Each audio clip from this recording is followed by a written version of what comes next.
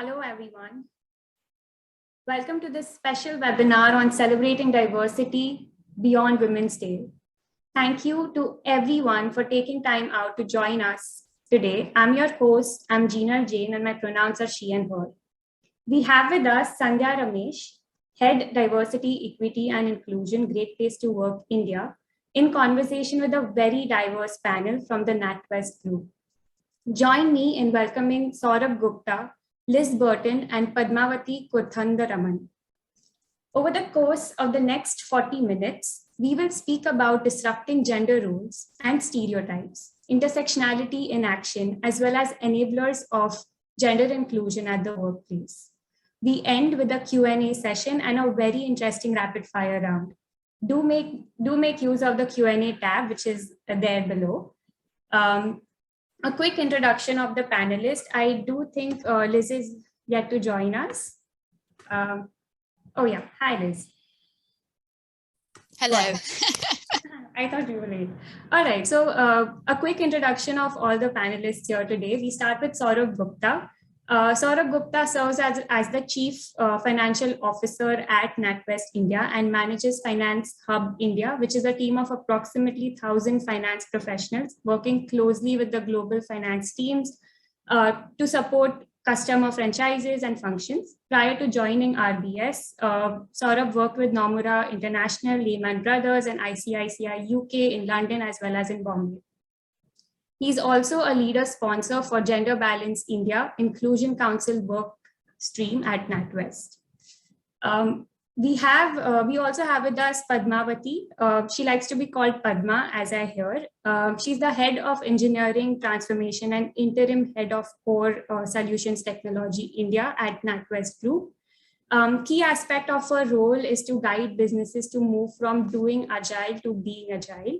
Padma is the overall D&I lead for Technology India, Disability Smart Workstream lead for GHI NatWest Group. She has also led from the front various initiatives towards making NatWest Group an inclusive workplace of choice for all the colleagues. As a diversity and inclusion evangelist, Padma is on a mission to create a culture in the workplace where people feel comfortable being their true selves, where we celebrate differences and provide everyone equivalent opportunities to grow and advance in career. We also have with us Liz Burton. She's the global head DEI and has recently joined NatWest from Morgan Stanley, where she was an executive director responsible for diversity and inclusion across Europe, the Middle East, and the Africa regions. Prior to this, Liz worked at GSK, a British multinational pharmaceutical company, for 20 years in various HR roles, which included IT and campus recruitment, HR business partner, global employee relations, and D&I before assuming full responsibility for the global inclusion and diversity. A warmest welcome to all of you for being here today. I'm going to hand over the mic to Sandhya to proceed with the conversation. Just another nudge, do use the Q&A tab as and when required. Thank you. Thank you, Gina. Hello, everyone who's logged into this webinar. And thank you, Saurabh, Liz, Padma, for joining us here today. As the conversations and narratives around what can we do for Women's Day? How do we celebrate Women's Day? I think that's probably one of the highest Googled question over this week, I'm sure. But I think the point of us coming together in this conversation is also to, really uncover how organizations can sustain diversity, equity, and inclusion conversations that go beyond, Women's Day. Yeah. And with that, let's get the ball rolling, because I'd love to hear your perspectives on, a set of curated questions that we have in line with some notes that we got from the audience.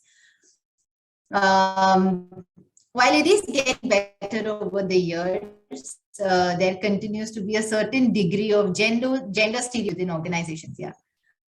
And Padma, would love to learn a little bit about your own experience in this journey. As a woman in technology, what have been some prejudices that you have personally faced through different personal and career stages? Thanks for the question, Sandhya. So the list would have been longer if it were not for a family full of supporters and friends, who continue to motivate you and kindle the fire in you to go far and beyond. So yeah, the prejudice is there to stay. Okay, it's multifaceted, multidimensional as I look at it. So it's up to us to take direct action to curb prejudice. And I'm not insulated from that. I'm sure many of you would, in this conversation, be relating to that as well. It starts to give you some examples and experiences, right? So, for example, it starts quite early on. So when I pursued my engineering graduation from one of the prestigious colleges in the south of India, okay, so I'm at 2.5 decades back, not to reveal my age. So yeah, okay, you can understand that both the campus, neither the campus nor the curriculum was designed for women. Yeah, it made it so much more difficult and you can understand the upfront struggle that we would have had. Okay, right from taking bio breaks to even, getting your conversation with the HODs and being part of the labs and symposiums and come out successful in the graduation itself. So the society at large, I think there is prejudice in terms of how the curriculum, and we've come a long way in this period, I would say. Both as a society and many organizations and corporates are committed to this cause. Okay, and moving from graduation into the career journey itself to your question. So all goes well until you're probably in the clerical or appointed level. Okay, but the moment you shift into the managerial level, as I call it, right? So there's a paradigm shift in the expectations of people. Okay, little realizing that you're probably equally or more vulnerable, to all the many things that we don't know, let's face it. Okay, but there's an expectation that you probably know it all. Okay, and hence, if you're going to request somebody, you're seen as being indecisive. If you're asking somebody, you're seen as being authoritative. While the same words and actions can mean that there's leadership and action from your male colleagues and counterparts. So that's really the kind of prejudices that everybody faces, and it's not far before, right? So I've been probably one of the only women at the table at work in many occasions, and hence been going through this uphill struggle of getting your voice heard. Okay, it's so difficult to make your views and opinions, okay, and make sure that you left the room with an impact. So all that is the kind of prejudice, and again, another example is where some of your managers probably take some decisions for you, saying that so you're not at the loss of an opportunity, for example, an overseas opportunity, to say that you're probably not there, or you have some personal and career responsibilities, and hence you would not be able to make it. I wish they were my true friends to share this burden with me. So, but not so. Okay, so that's the multi levels, that people can face, and I've heard these stories from many of friends as well. Yes, and I think very well put, Padma. I think thank you for bringing in, the entire personal context, and then, the societal context, and definitely the workplace context. Yeah. And I'm going to slowly move over to Saurabh. Saurabh, you've had an opportunity to work with some great leaders who identify as women in what what is quote unquote considered unconventional roles, right? So, drawing from that experience, what, in your view, can help organizations disrupt this within the workplace context? Thanks, Sandhya. Well, like you said, there's been obviously a great deal of discussion about multiple aspects, multiple dimensions rather, of gender stereotyping in terms of how it impacts the workplace and how to really overcome it. Obviously, Padma shared some of the examples of prejudice. And it may not always be in a negative connotation, quite frankly. I have come across people taking for granted the stereotype about gender. The men are naturally more competitive, for instance, or that the women are more empathetic and better skilled at communicating. The real problem is that such notions indirectly influence the way we organize our organizations, we organize our homes, or the way we see our relationships, right? So the key is to obviously look at each person as a unique individual and try not to let your conscious or unconscious biases affect your thinking or the decisions, or the way that you treat the person, because obviously everyone is different. So what can organizations do to disrupt gender stereotype? I think the very basic step is to remove any institutional bias first, right? And that's best, in my opinion, demonstrated by having a more gender inclusive policies and at the same time, a very robust governance framework in place to ensure that everyone in the organization adheres to these policies and procedures. And it should not stop there. I've observed that, that the truly gender inclusive organizations actually have it as part of their DNA. It's so deeply embedded in their organizational culture, and of course is reflected in organizational values, and of course is demonstrated by focused actions and visible outcomes.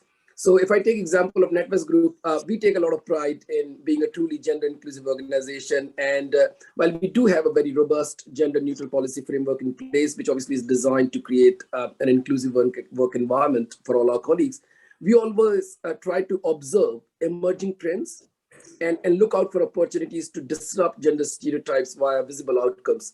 If you allow, I'll probably share a couple of examples to bring it to life. Sure, please. Yes. So, Wonderful to hear. So for example, we have rolled out the Women Comeback program in India. And the idea was to create a window of opportunity for women who are looking to return to work after a career break.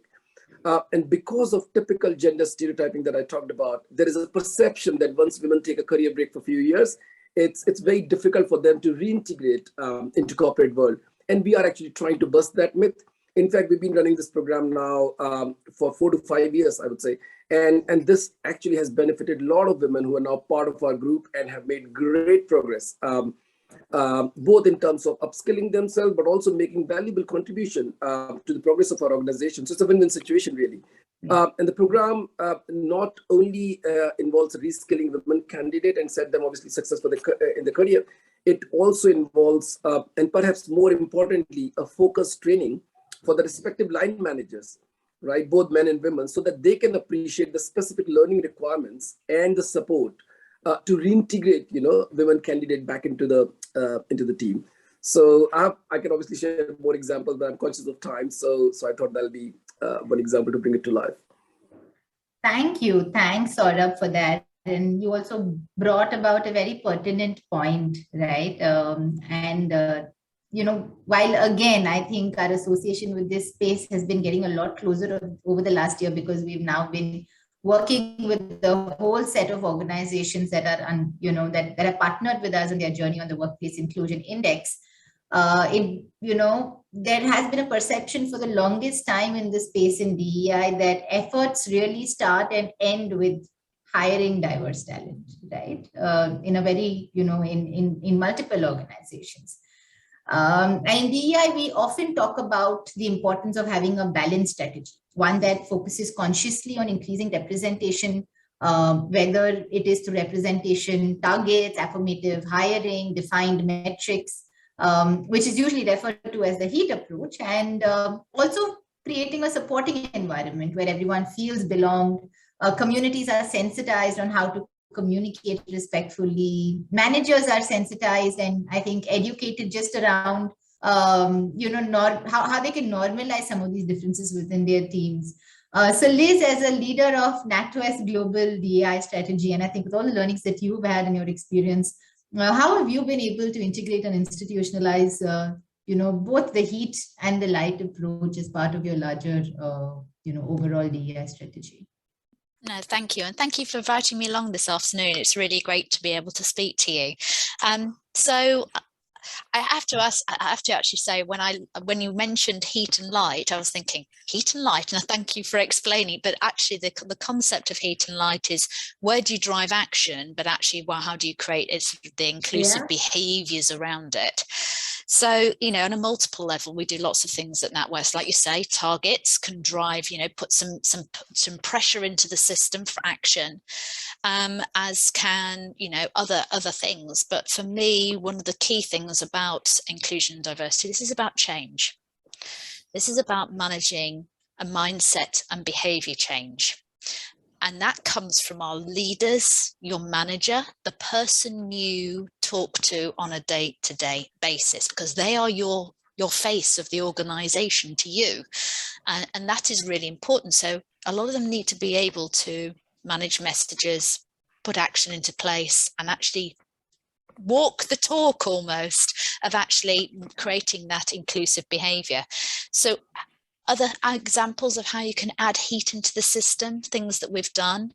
So in NatWest, what we've got is a global sort of D&I action committee.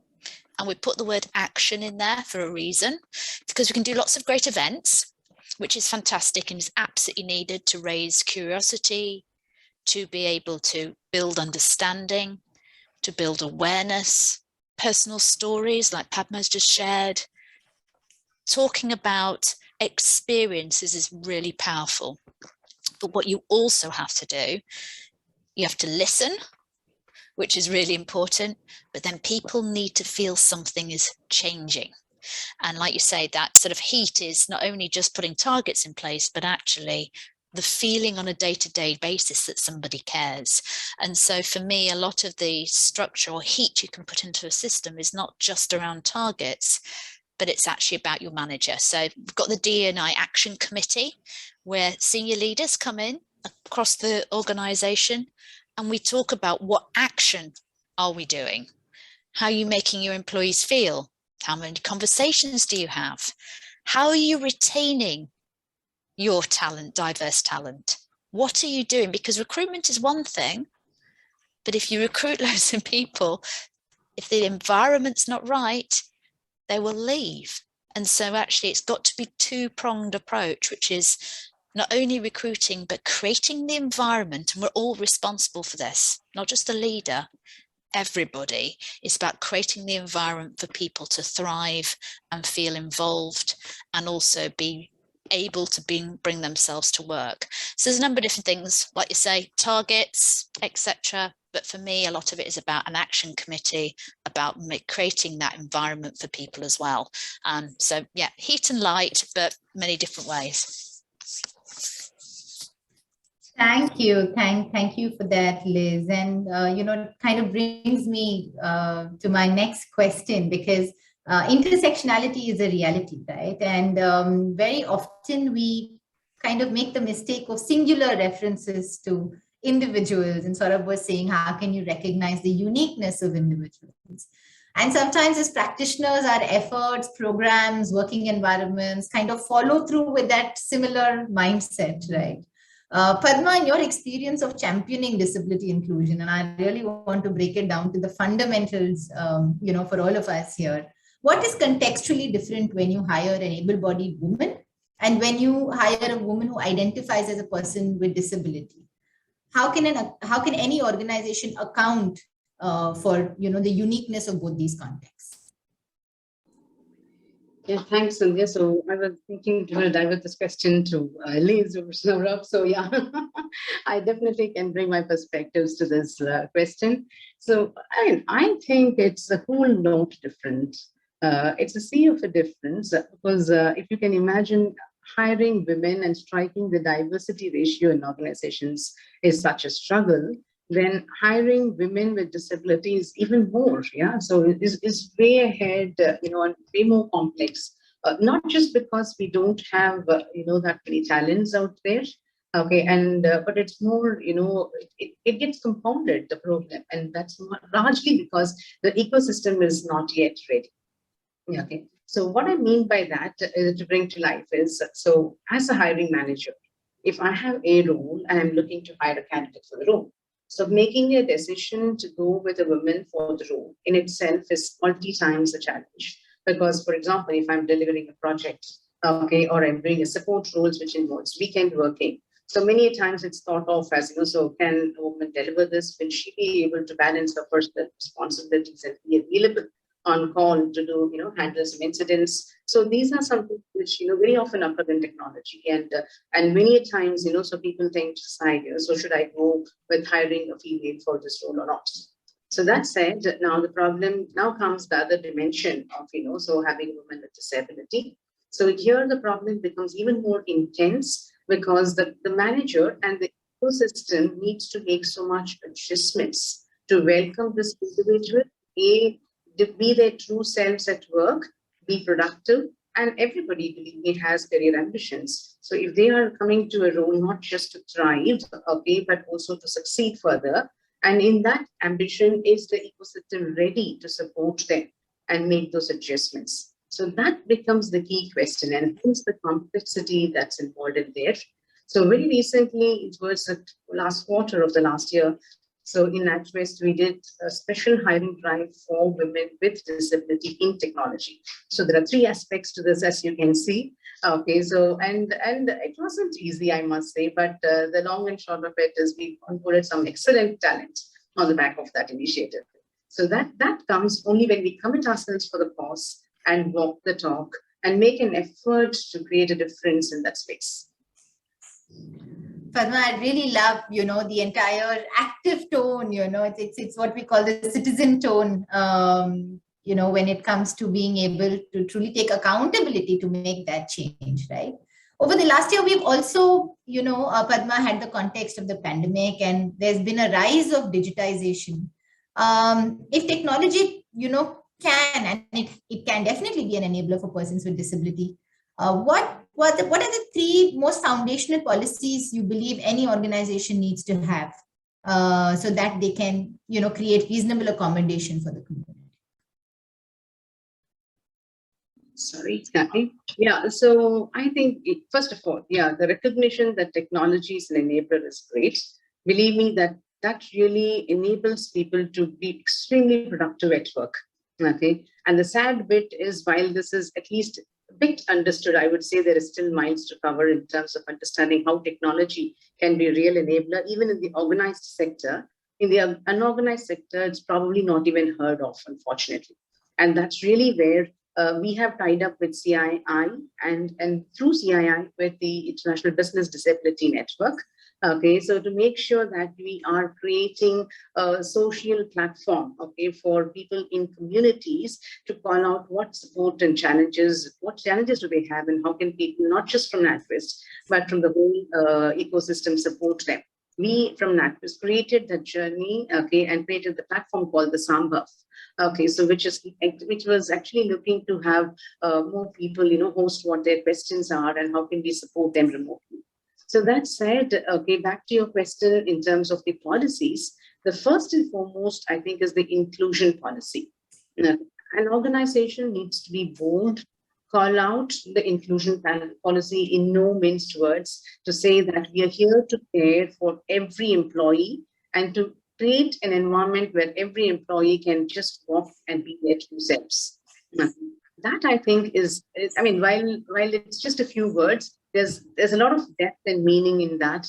Okay, because I've heard a number of stories from people, so where they fear to be themselves in their previous organizations, and they felt that, so it's so much nicer to be in here. And those stories tell you a lot about why it's important to have an inclusion policy. The second bit is about creating a safety policy, a safety net.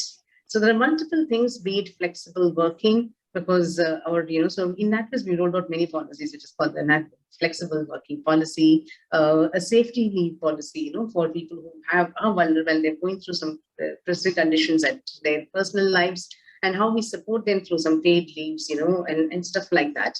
And we also have some, kind of an employment break policy, because not that, you can be your true selves and be productive all around every day, every year. So there may be moments in life when you want to take a break, and so be it, so today, but giving that, safety net to people, saying that, yeah, it's fine, you can take a break and you can come back when you are there. So it goes a long way in reinforcing their confidence. And more importantly, the last one, the third to your point, Sandhya, is actually creating the policies around health and advisory. Okay, and we stitch assistive technologies as part of this health and advisory proposition, because if there's one thing that stands out for all of us as learnings from the last 2 years, is the focus that we need to have on our mental and physical well-being. And you can imagine women and women with disabilities, to your question earlier, right? So there are many people, and not just women, even men, so they may be the breadwinners of the family. And if the person has a hearing impairment, so they have so much difficulty in understanding what goes around. Okay, and so that's really where technology plays a very, very key part. We have a number of assistive technologies, that people can latch on to. And, for example, the people with speech and hearing impairment in our organization go for the closed caption options, which is today available in Zoom. We have an on-demand sign language support, so where if I think I have to have a conversation with my manager, I can request for a sign language interpreter just a day ahead and proceed with the conversations. Small things like this, but do make a very big difference in the lives of the people involved. Thank you, Padma. Such wonderful and relatable examples. I think for some of you who are also chatting out the questions on the chat. I hope you also noticed that there have been like a few responses coming in just in terms of what can be examples of inclusive policies. Padma did share with us, I think, the whole context of flexibility, support, creating a mentally safe and psychologically safe environment, also being able to focus on mental wellness and health as areas within the organization. I think thanks Padma. And while you've been talking about all of the structural levers, right? It's also important at the other end to have some of these structural levers translate into behavioral enablers, right? And a recent study that we did as part of the Workplace Inclusion Index indicated that sensitization programs conducted today are not fully materializing into minimizing workplace bias. And while some tangible changes can be made when it comes to the structural lens, the behavioral changes definitely are challenging. Yeah. So we actually have data that shows 80% of our organizations who participate with us run sensitization programs.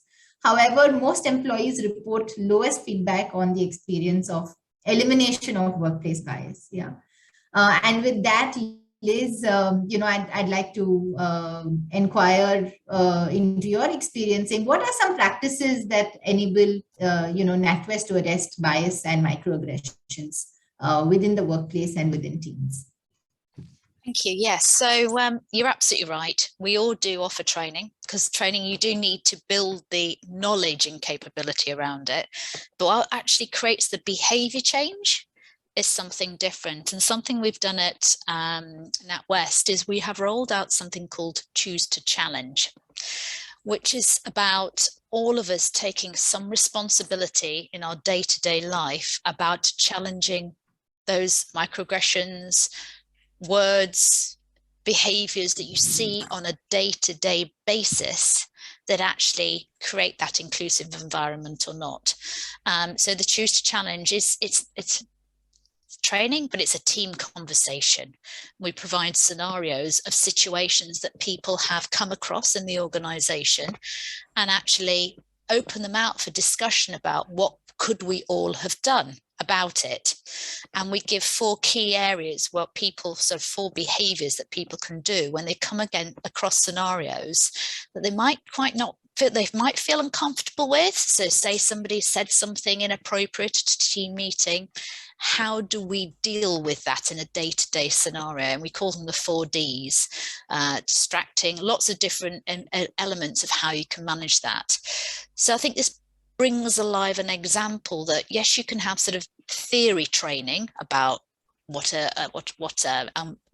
microaggression is, but actually how you deal with it on a day-to-day basis has to be talked about as well. And you can only do that through really discussion, holding each other to account, and also being really aware of who has accountability for doing that. And the answer is all of us. And it's all of us taking personal responsibility to understand, if we see something that doesn't feel right, what are we all doing about it? Are we just standing there watching, enabling it to happen? Are we even reaching out to those individuals behind the scenes? You might not want to deal with it in a group scenario, but actually, are we then reaching out to the individual behind the scenes and saying, are you okay? What can I do more of? And do it in a different way. But that's about showing allyship. It's about advocating for change. And we, all of us, everybody, even on this call, we need to be able to understand what we can do in those scenarios and take action. Because that's when people, and I think back to answering some of your questions as we go along here, that's to how you retain people, because they start feeling safer in the workforce and they know their colleagues are there to support them. And I think those are the type of things that actually you don't need a retention program. What you do need to do is ensure the environment is safe for individuals to speak up, to feel heard, to be their authentic self, And we all have a responsibility to change and create that alongside the leader, because that gives permission to a team or a working environment, but we all need to step into the space. And so that's sort of the things that we have done that can change from sensitization training to actually taking responsibility and accountability and driving the actual change. Absolutely. And, a key word used there, allyship. Saurabh, I'm going to come over to you. And we notice that most workplace advocates for DEI are either born out of necessity, and I'm very tempted to say like me, which means that, we've experienced some form of marginalization or have been, or we find another group that's been volunteered by their bosses, right? But the good news is that we're slowly starting to see an increase in allyship from dominant demographics in the workplace. Yeah. And from your experience of being a gender balanced inclusion ally, what is your role and how does that impact gender inclusion at NatWest? Sure. And you're right. I think I also observed that how people, become allies. It's because of those two reasons or various other reasons. But yes, those are two common ones. In terms of my role, so obviously as the executive sponsor of Gender Balance Inclusion Council for NatWest Group India, I am responsible to help shape the gender inclusion agenda for the country. And of course, to, if you like, channelize the organizational efforts to ensure that our inclusion ambition and strategy is actually translated into everyday action. Liz talked about, action, the importance of action. We have very, very strong bias for action because setting strategy is one thing, but actually delivering it through everyday action by everyone is where our focus is. And I would say I'm really delighted to witness a huge amount of collaboration and a lot of passionate efforts by our Inclusion Council members, our employee-led networks, and also our business leaders, actually, who really work tirelessly to help us achieve our ambition and implement our strategy. Some of the targeted interventions, one of which I talked about, like women sponsorship program, women comeback program, we have mentoring program, we have women in tech initiative, we have lots of structured learning development interventions. I would say they act as a catalyst to help our women colleagues maximize their potential. One thing I think that we found really useful, again, and it's linked to action. So we created a gender slate for NatWest Group India using predictive analytics to be able to track and monitor the progress that we're making, and also to hold our business leaders accountable to take requisite actions, if you like, both individually as well as collectively. And that we're seeing benefits of it. Obviously, we do recognize that it's a long journey. Generally, there's a lag in terms of when you take the action, the intervention, and when you start seeing the effect of it. But the consistency, obviously, is the key here. So of course, lots of progress we're making, and we're hoping that it will all add up to, those small things will add up to, having the desired impact, if you like. Of course, we do acknowledge that we have a lot more work to do to achieve our ambition, which is to have a full gender balance at all levels across the organization. And we believe we are on the right track, I suppose. So in last 6 months, we have won various prestigious awards, including the one from A Great Place to Work, as the top 10 best workplaces for women in 2021. We won the UN Women India WP Award. We were the first runner-up for the Asia Pacific UN Women Award. So again, I think that I would say is a testimony of some of these credible efforts that you've heard in the last 30 minutes or so towards a culture of systemic gender inclusion, I suppose, for all our colleagues. And personally, to your question, it does make me really proud as India exec sponsor of Gender Balance Council in terms of the efforts that we're making. Of course, we have a long way to go, like I said.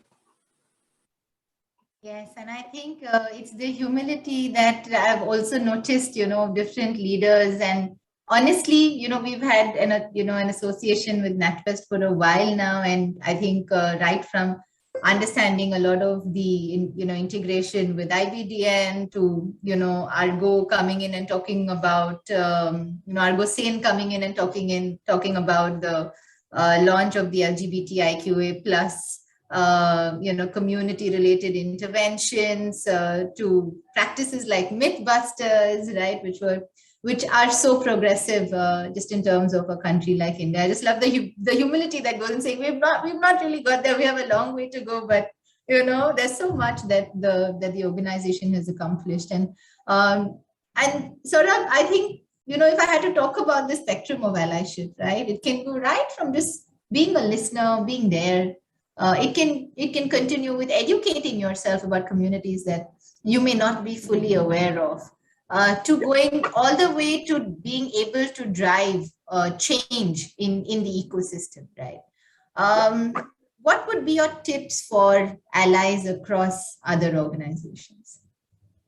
Oh, great question. I'm not sure if I'm qualified to provide this, but from my personal experience, I would say, I guess, first of all, you really need to have absolute passion and commitment to make a difference, however small or big it might be, really. And whatever may be your reason to be an ally, even if you are, like you said, volunteered by a boss, you can probably trust his or her judgment in terms of their ability to make a difference. So go for that reason, not anything else. But whatever may be your reason, be committed to it. I think that's the key. Please don't have any preconceived notion, and do test your hypothesis when it comes to actually, taking actions and devising strategy and so on and so forth. Don't have preconceived notions, and like I said, do test your hypothesis and take great care to define a problem statement before jumping to conclusion, else you might actually end up solving a problem that did not exist in the first place. And that can be very, very counterproductive. I've seen that in attempt and excitement of people trying to do the right thing with the right intent, they end up solving the wrong problems. So I think analyzing a problem, looking at the trends, and then actually defining a problem statement, and then trying to solve it through policy framework, through culture and the values and everything, I suppose, action, that's according to me, is the key. But I think above all, it is a great learning and humbling experience. And if you are an ally, you are an ally all the time, not just in the D&I forums or when it's convenient to act as an ally, I suppose. So you're expected to observe. We talked about systemic and or systematic and individual biases, voice your opinion and take action to advocate for change, really. And that's how you really build credibility as an ally. And that's what is very, very fulfilling, quite frankly. You, Saurabh, in a way, you summarized, what we've identified as some of the critical traits of inclusive leaders, role models, having spirit and courage, having a very strong action bias as well, but also at the same time being able to take people along with you in a journey of change. Yeah. And with that, I can see that there are a lot of questions pouring in. So I'm going to maybe request Jinal to come in. And I know we also have a lot of questions that have come in before the webinar began. So Jinal, over to you. I'm going to do a combination of both because there are some really interesting questions from the back end as well. We do have one question which are combined by Rima and Keshav. How do we retain diverse talent, especially in an environment which is not inclusive to begin with? I'm going to leave the floor open for anyone to answer for this one. So I'll go on, Sharon. Go on. You go first. Come on. I guess retaining diverse talent in an environment which is not inclusive, I think you should try to first fix the environment, right? And as opposed to trying to retain the talent, because that's the key.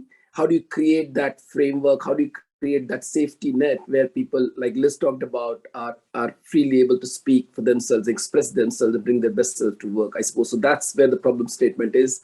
How do you change the environment, really? How do you express it in terms of tone from top, in terms of everyday action, so that you then don't have to look at other levers to try to retain the diverse talent. They will stay because that's where they believe is the right place for them, right? So Liz, sorry, you want to add anything? No. I was just going to add, so, if the organization doesn't feel as inclusive at the moment, what you do need to do is put in support for those from different groups who may not feel included at the moment. So that's where the support of something like your employee resource groups can come in really helpful in actually supporting the individuals around and putting extra just creating that environment of community that if the organization isn't able to do it at the time. And I think then it's about creating, to your point, you know, making sure that the organization does start going on the D&I journey, things that can be done, the business case, find an advocate, an ally somewhere in the organization. One senior leader will have an environment. How can you talk to them? How can you get them to start changing the system, start talking about D&I? So you need somebody who's going to sponsor something to be able to drive it forward. And then, as he says, start driving the environment, you know, get out there, ELNs, promote it, support it, find your advocates and start driving it through that. And that's how you'll try and create some level of change to create the organization to be more inclusive to start off with. Thank you so much, Liz. I'm going to direct the next question to Padma. Are there any technology recommendations that we can leverage on to create more inclusive workplaces? Yes, thanks, Jinan. So yeah, so there are quite a few, I would say. So it's probably a longer list. I can send you some details offline, Jinan, if it helps to share it back with some of the interested audience or the person who raised the question. But in short, yeah, so there are a number of technology support mechanisms and available assistive technologies at various levels, be it hardware, software, and even in the software. So specifically for people, at the site, mobility, or the cognitive level, pretty often we feel that in the cognitive element is where there's a big challenge. So there are a number of softwares like the JAWS, for example, people with, visual impairment, where it is more about a job access with speech. Okay, so this software helps to convert the text to speech, okay, so that the person with visual impairment can actually understand, or it's even integrated to their braille in some cases if they're good users. So those are some examples, of what's there. So, but yes, as I said, there's a long list for someone interested to reach out. So. I will also share across the list to the participants after the session. There's one very interesting question which has come in. Is positive bias required when you're working on your diversity journey and trying to improve the balance? It depends, is what I would say. It goes back to what's your data telling you. And if you have underrepresented groups, then obviously if your data is telling that, it depends on the legal requirements in each of the different countries. But in some countries, what you can do is then, obviously, if your data is telling you you can do positive things to try and drive the change because you have underrepresentation in one group. And there is also the argument around equity. So this is a new sort of concept. I don't think it's new. It's language that's new around obviously diversity, equity, and inclusion. And equity is about giving us all a level playing field and recognizing that we all don't start from the same starting point, and that actually you may need to give different interventions to different populations to create us all with the right equal starting point to start off with, and then put the interventions in place, because recognizing we're not all equal when we start. And I think that's really important to recognize. So two things, yes, positive action where you can do legally, but you need to have the data to require it. And then also, it's about recognizing we don't all start from the same point, and we need to support some areas. And that's okay, because we all have different levels of privilege that some of us are unaware of. And so actually recognizing where your privilege is, understanding what that privilege is, and then ensuring that others who haven't got such privilege have that privilege or that opportunity is really important too. Thank you so much. There are some more questions which might get covered in the rapid fire. Are there any don'ts while setting up and promoting DEI programs in any organization? This is my favorite question in general. Mine would be, and please add in here, Padma, and etc., is don't just do something for something's sake. We all want diversity initiatives, and I know there's a whole push for it, but what's your data telling you? What's the problem you're trying to solve? And are you going to put the resources behind it to make sure that it's going to be successful. It's very easy just to put something out there, and sometimes that's okay. If it's about sharing personal stories, that's really very powerful to create an environment of change. But if it's an initiative, I would say data, solve the problem, but also have senior level sponsorship for it, so that some leader in the organization is there and supporting it, because I think that's where you'll get greater traction. Just to add to, I'll just add to that. After you, Saurabh, go ahead.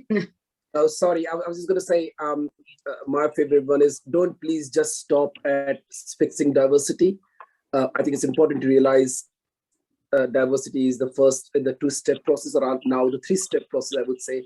Inclusion is absolutely important. It's not just about having the right steps, but also, I suppose, how do you really create a truly fair and equitable and inclusive environment where everyone can thrive? I think that's the key. And you need to look at it holistically rather than just a component of it, which is diversity, which is very easy to track in terms of stats and stuff. Inclusion is a lot more difficult because it's about the culture, it's about the air you breathe, if you like. But I think that's the key, and that's where the focus needs to be as well. And just to add on, I think you don't just do it because you think it's the right thing to do, but do it if it's indeed the right thing to do, backed by data, backed by your sentiments, backed by the voices of your people on the floor. So that's very important. And the next big thing is don't just stop at onboarding. To add to what Saurabh said, right? So sometimes we all run behind targets to say that, yeah, I need to demonstrate X percentage of diversity, be it gender, ethnicity, disability, whatever. But the story that's more difficult to traverse is what happens thereafter. How do you enable the progression of these individuals and embed them and integrate them as part of your journey? So that's the bit that we should definitely stay focused on and not lose focus because you're so obsessed with onboarding.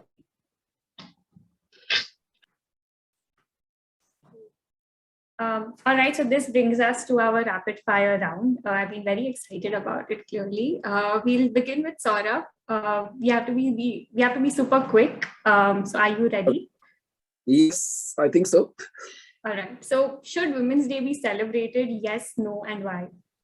That's easy. Yes, absolutely. We must celebrate it. I think it's a great opportunity, not only to celebrate this women's achievement from obviously all walks of life and their contribution to society, but perhaps more importantly, to reflect on how far we have come in, for gender equality. And of course, to reinforce our commitment to make it a truly gender inclusive and, like I said, equitable society where everyone can thrive. So yes, absolutely, yes. Great. And what is your biggest learning as a champion of inclusion? Of course, this is every day is a new learning, like I said, but my biggest learning is that the consistency is the key. When it comes to inclusion agenda, it's okay not to make the promise. It's critical, I think, to do what you say and say what you do. That helps reinforce the organization culture and make people believe in the true purpose and the values of the organization, if you like. In the end, people will judge you by your actions and outward. So consistency, I think, is the key for me. Enough. When organizations are recommended to invest in DEI, sometimes the response is, but we already have a very clear non-discriminatory policy. How would you respond to that? So of course, like I said earlier, having a policy is important and critical, rather, I would say, but that is a basic requirement. It certainly helps create a more diverse workforce, but promoting inclusion takes a lot more efforts. Key is obviously constant reinforcement of agenda, alignment of organizational culture and the values. Tone from the top is very, very important in my mind. And action on ground to support the management intent and the tone from the top. I think all of that collectively is I think, how you make it work. Done. And there's a last question for you. Is this a myth or reality? Any employee can lead an organization's DEI strategy. I think it's a reality. You really don't have to be a leader, or to be in a leadership role to act as a leader, if you like. So long you're really passionate about something, there will always be enough and more opportunities for you to make a positive contribution and influence organizational efforts towards the cause. And I think it's especially true in case of D&I strategy, where most of the organizations, ours included, rely heavily on the passionate volunteers, to drive the strategy and the implementation. So I think so, yes, absolutely, it's a reality. Thank you so much, Saurabh. That's the end of your rapid fire. If we could have Liz for the next round. Already, go for it. What is your biggest learning as a champion of inclusion? Everybody has a role to play, and it's really important to be an advocate and ally and to provoke the system, for all have a role to sort of push the system and say, why can't we do that? Should Women's Day be celebrated? Yes, no, and why? Absolutely, yes. It's all about raising awareness and should absolutely be celebrated. So when we talk about meritocracy, the usual response is we hire and promote the best persons for the job, regardless of their gender, caste, religion, or any background. What would your response be to that? Absolutely. But what it is about also making sure that every diverse talent has as equal opportunity as well. So to be able to thrive, but then it actually should be the best person to get the job. Perfect. And you can have a DEI, you can have a single global DEI strategy across different countries. Is this a myth or a reality? It's a caveat, is what I would say, is you can have a strategy which could be recruit, retain, and improve your culture. That could be the strategy. Do you need to recognize there are different cultural differences? Absolutely, because you cannot have one size that fits all, but what you can have is a strategy, but it has to be able to be lived in that country, because there are huge differences between every single country in the way they are. And to be honest with you, we should be recognizing that as well. We are D&I, right? Should be recognizing diversity, but being inclusive. So. Perfect. Thank you so much. Padma, we'll go next. Should Women's Day be celebrated? I think there's a common answer to this, but I'm going to ask her.